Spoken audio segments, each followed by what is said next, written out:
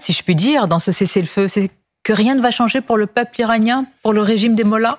Attendez, ce qui m'embête, c'est que l'Iran a déclaré une guerre contre son peuple, d'abord, une guerre métaphorique, mais une guerre quand même, et une guerre contre Israël. L'Iran a déclaré la guerre en avril 2024, puis en septembre 2024, avec des frappes de missiles jamais vues dans l'histoire des guerres, l'Iran a déclaré une guerre. Bien. À Israël, c'est à Israël de savoir s'il a ou non neutralisé la puissance militaire qui a failli lui commettre des débats irréparables. J'entends, mais quel est l'objectif selon vous final d'Israël? Nous ne sommes pas dans le secret des dieux et des états-majors. Est-ce que c'est la fin du nucléaire iranien ou est-ce que c'est la chute du régime des mollahs selon vous?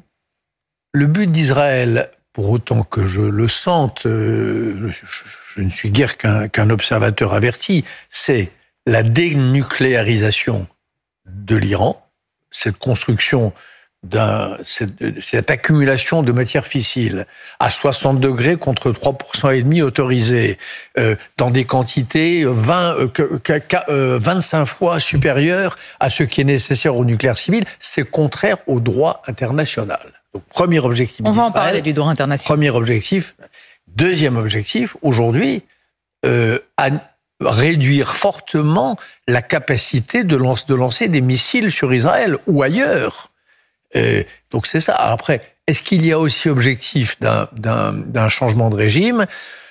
Je suppose que si j'étais israélien, je ne serais pas mécontent que le régime change. Étant citoyen français, je vous avoue franchement que je ne pleurerais pas ce régime d'assassins que sont les mollahs. Je ne crois pas que ce soit le but de guerre pour autant des Israéliens. Voilà. Et c'est le but de guerre des femmes iraniennes, c'est le but de guerre du mouvement Femmes, Vie, Liberté, c'est le but de guerre de la société civile iranienne qui se bat depuis 10 ans avec une vaillance extraordinaire et à main nue contre ce régime terroriste. C'est leur but de guerre idéologique et politique à eux.